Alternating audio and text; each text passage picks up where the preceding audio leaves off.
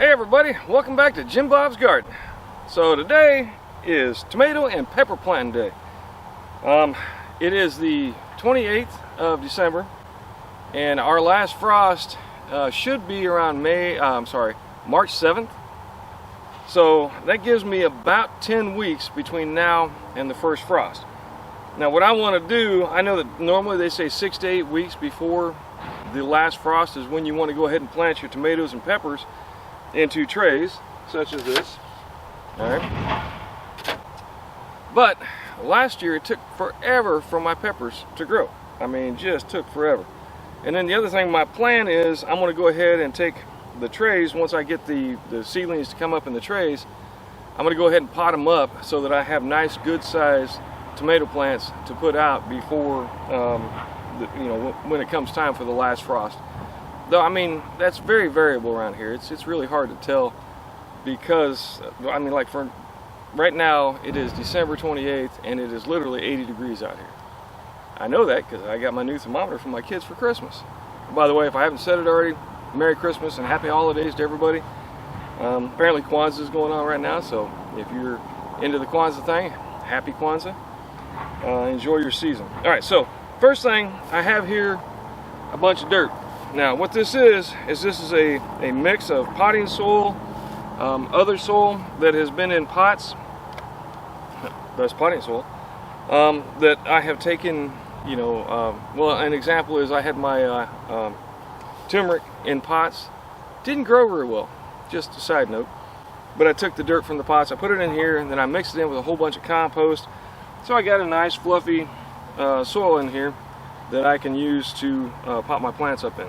One of the keys, I believe, to having good results when it comes to starting is having a nice fine loose soil. So what we're going to do first is we're going to sift some of the soil.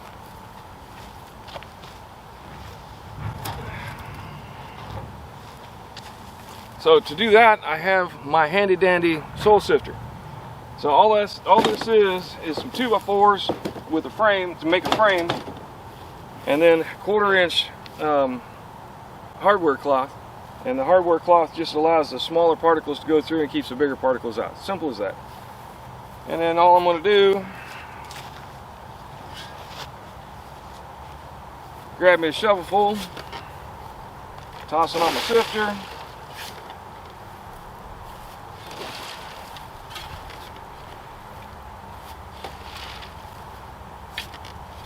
and then essentially just shake it around, stir it around, so that all of the small particles go through and all the big particles do not.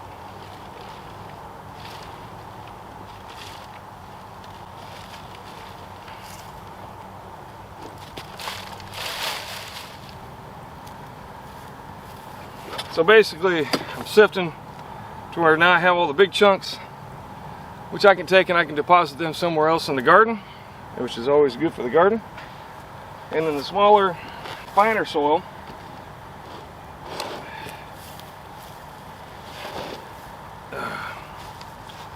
really nice, loose, fine soil that makes for excellent potting soil. Now, you can buy seed starting mix if you want. You can make it various different manners. Some people will put perlite and peat moss and various other things into it. Me, I'm trying not to have to buy it or pay for it in any way. So this is just a bit of my natural soil, some potting soil like I said that I had in pots previously, and then compost.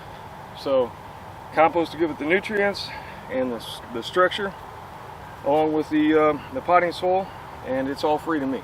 Alright, so let me go ahead and get all this sifted out so I've got plenty of soil in my pots, and then we'll go on from there. Alright, so again, this is what I end up with. A nice, soft, fluffy soil. Then I just take that and I move it over the top of all of my pots. Alright. Just to kind of level them out. And then what I'll do is I'll take the pot, kind of slam it down a little bit, set it aside. It's just to pack it down a little.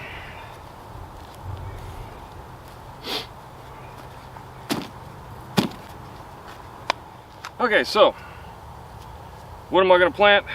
So for tomatoes, I have basically this seed my daughter bought me, which is a Buratino tomato. Never heard of it. Kind of odd looking, kind of teardrop shaped and very orange. I have some seeds that I dried. That's how I dry my tomato seeds. I just put them on a paper towel, mark the paper towel, and let them dry out for a few days. I have some Roma tomato seeds that we've saved this way from previous years. I have some Sweetie tomatoes, which I have to go get the package. I left them over there. And then for peppers, I have a whole bunch of dried peppers, dried pepper cores here. So these are just the cores out of my peppers that I harvested, that I've allowed the seed to dry. I'll be planting those. And then, you know, you just basically crumble them off the sides. Oh shit, there went all my tomato seeds. Son of a gun. So basically you just take the cores after they've dried a bit, just kind of crumble the seeds off. Now you want your peppers to be very ripe peppers when you do this. Alright, so the riper the better. And you just get a lot of seed that way, and then I'll use a ton of seed, and then I'll clip back whatever I don't want. But I'm going to try and get at least one 12-pack tray of peppers. Right. So then,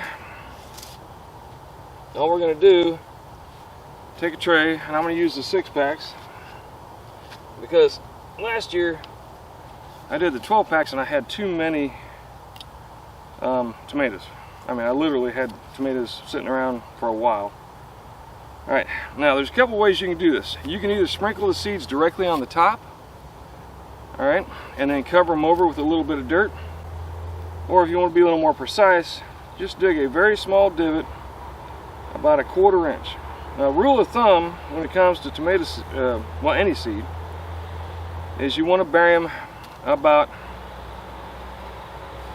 twice there, or 3 times the size of the seed into the soil.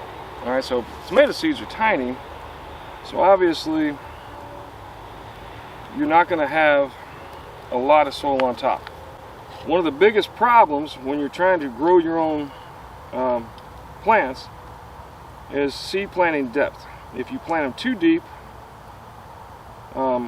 it can end up causing problems where the plant can't get through the soil, or it doesn't germinate properly. And then if you plant them too shallow, particularly if you're sowing out in the garden, you can find that you have trouble with ants and bugs and small animals like, you know, voles and such, and mice eating the seeds before they have a chance to germinate. Now what I'm doing, I'm scraping these seeds off of the paper towel, because they do stick to the paper towel. It's alright, just use your fingernail, kind of scrape them off. If you get a little bit of paper towel with it, it ain't going to hurt anything. I've done this multiple times and never had an issue growing my tomatoes this way. Now this might be a really good time for you to take inventory of the seeds that you do have, and do you have the seeds you think you had, like this purple tomato, which has been a mainstay for us,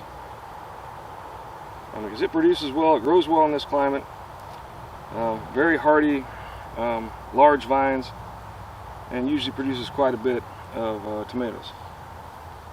But for some reason I thought I had some and I didn't. So then I'm going to take a couple of these seeds and I'm going to put them in each hole. You always want at least 2, if not 3 or 4 in each spot. And the reason for that is you can always thin them out, but if you have 1 seed per hole, they may or may not germinate. Alright. Now I'm thinking 6 of these should be plenty. So I'm going to take all the seeds I have and put them in this one tray. Now, once you get the seeds in that you want, you just slightly cover it back over. Again, keeping in mind, You don't want a lot of dirt on top.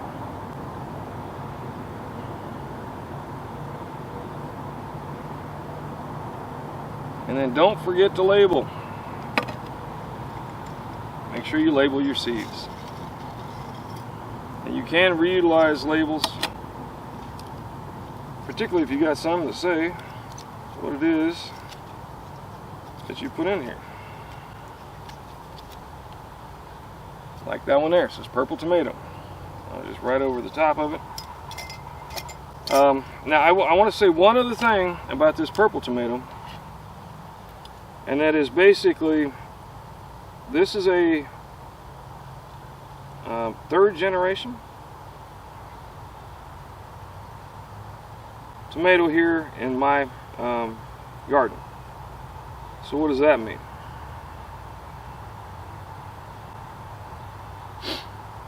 So one of the things that will happen, particularly if you do like I do and you plant multiple different tomatoes in an individual area, you'll get cross-pollination. Alright, that's not necessarily a bad thing, and not all of them will cross-pollinate, but you may or may not get the variety that you think you're going to get. That's one of the hazards of collecting your own seeds.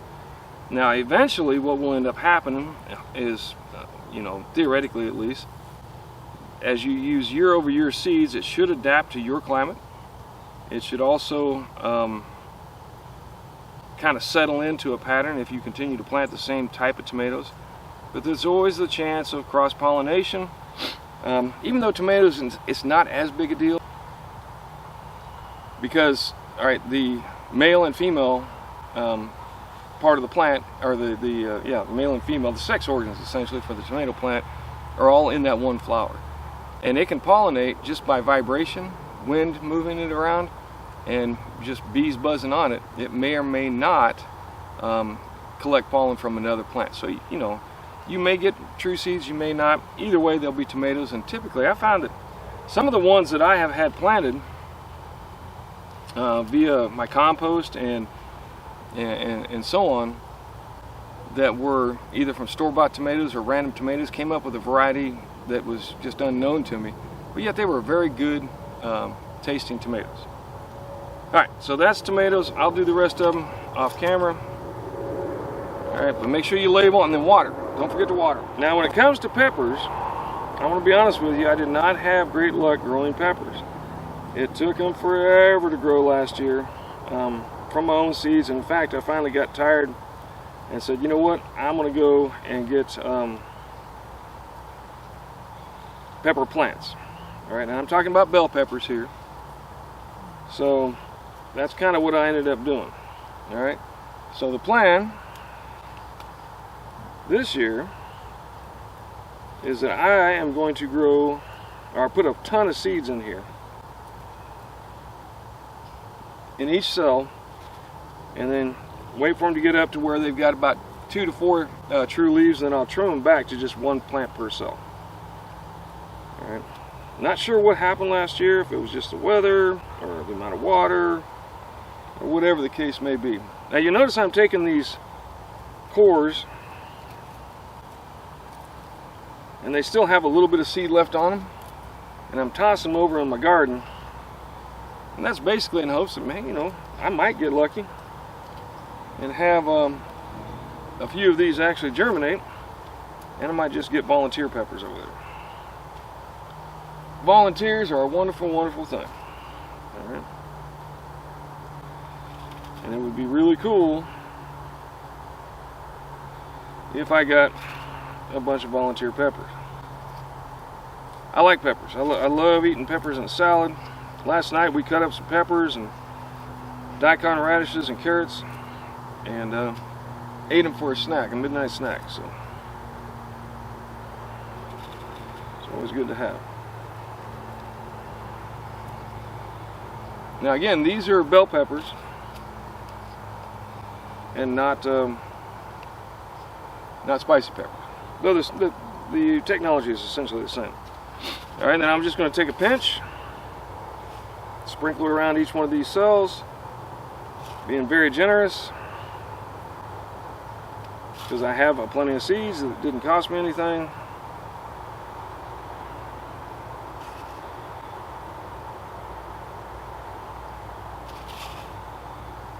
And yes, you can use pepper seeds from the store. Now, how will they'll grow? I don't know. But, I mean, so many plants. I mean, most of what is grown as fruit is that plant's attempt to reproduce. It wants to grow. And I know everybody's like, well, man, you know, you got to do this and you got to do that. Cucumbers can be the exception because typically we pick cucumbers before they're actually ripe. All right, and then, so with this, because I went ahead and just sprinkled them on top of the dirt,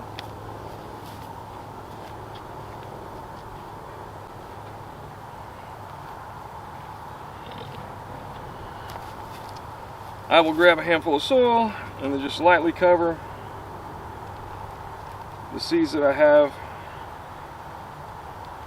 with the soil that I have made. All right. And I'll water that in very gently with some rainwater. Now I want to tell you that it seems to me like I had much better success watering my plant starts with rainwater. All right. And it makes sense if you think about it. Hang on, get a little more dirt.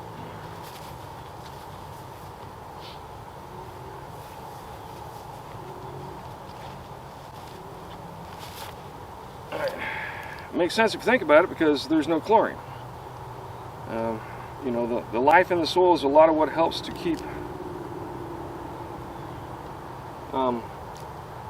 keep plants growing, and that's what feeds the plants, is that microscopic life. And the chlorine that you get in tap water is there so that it kills that microscopic life, so that we don't drink a bunch of you know, bacteria and bugs and so on. All right, once again, we're going to label. And because I don't have a variety on these, I'm just going to put bell pepper.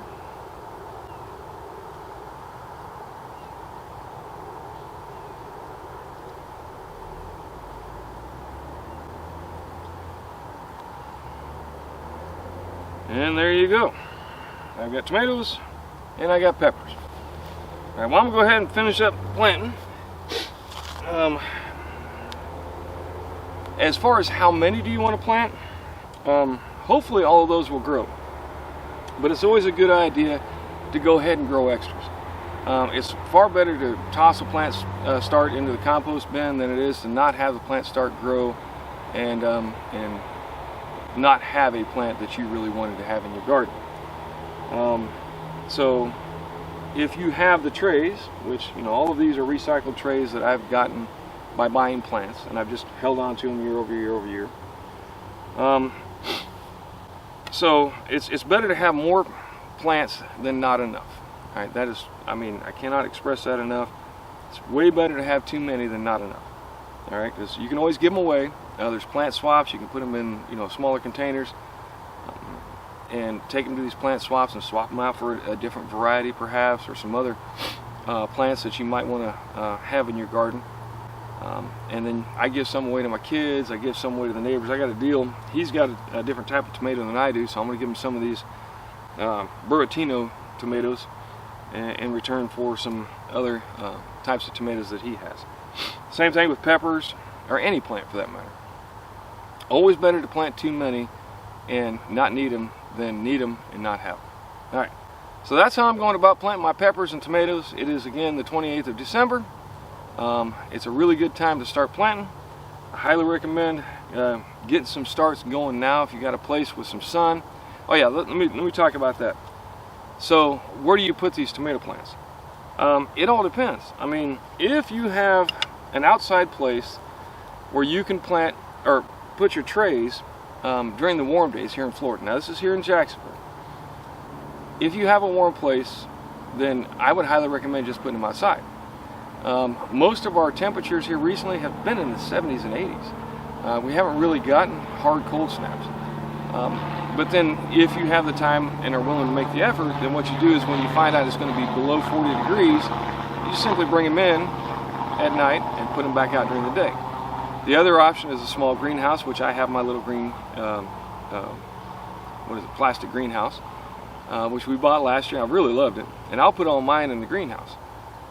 They might get a little bit cold, but typically it stays above freezing, and that's the key when it comes to getting your starts growing. And in fact, it kind of alleviates that need to harden them off, because you got them in a place where they won't freeze, but yeah, they're still exposed to the temperature changes that you have outside versus inside. If you want to start them inside, that's fine, but you need some place that gets a lot of sun. I mean, you need at least 6 to 8 hours once they start to sprout up of sun on these plants. If not, they'll get real leggy. Now on tomatoes, that's not really an issue, because once they get that first set of true leaves, then you can start burying them a little deeper into the pot. Like you can take a cup, or I don't have any pots right handy here, but you can take a deeper pot, stick them down into that pot, and they'll actually grow roots off of the stems. But for pepper plants and other plants, that can be an issue. So highly recommend a greenhouse if you don't have a nice southern exposure window where you can put a bunch of plants in. I know a lot of people do the whole grow lights and heat mats and all of that, and I'm like, I don't know, I don't do that, never have done it, not willing to spend the money on it. I think it's an expense that you don't necessarily need to incur, but that's up to you. I mean, if you want to grow inside, and if you're in a climate in particular where you don't get warm days like we do here, you may find that it's beneficial to have the grow lights on a some sort of a shelf with heat mats underneath to keep it warm. I mean, we're still running our air conditioner here, so I guess it just kind of depends on where you're at and what kind of climate you're dealing with. Other than that, I highly recommend getting an early start. I know it says 6 to 8 weeks. If you do it at 6, you're going to be putting out really tiny plants. That makes them much more susceptible to animals, bugs, and all kind of things when they're smaller. If you can get them out when they're, good size, they're a lot healthier, they're a lot stronger, and I've had a lot better success if I do that. And like I said, what I'll do is I'll take them out of these trays once I'm convinced that they've filled the tray with roots. And when I start getting roots coming out the bottom here, I'll go ahead and take them out of the tray, and I'll put them into bigger pots. Like solo cups are great. If you get a solo cup and it gets root bound in a solo cup, that's a nice healthy amount of roots to be putting into a ground. If you get that nice and full of root, then that'll be perfect for putting out into the garden. All right, so look up your last frost date. Plan at least 8 weeks. I would say 10 weeks for peppers, and start looking at getting your planting done. It's getting to be that time of the year again. I know it seems crazy. We're in the middle of December, or actually the end of December, almost the first of the new year. But this is when I start mine. If you're here in Jacksonville, I think now is the time to start planting your tomatoes and peppers. All right, thanks once again for stopping by. Do me a favor, give me a like and a subscribe. Oh yeah, I want to show you my new t-shirt. That's what my daughter brought me for Christmas. Kind of cool. It says, Dad, the man, the myth, the legend in gardening. Right? Oh, the gardening legend. There you go. I am a gardening legend in my own mind. All right, so thanks once again for stopping by. Y'all take care, and most importantly, grow something.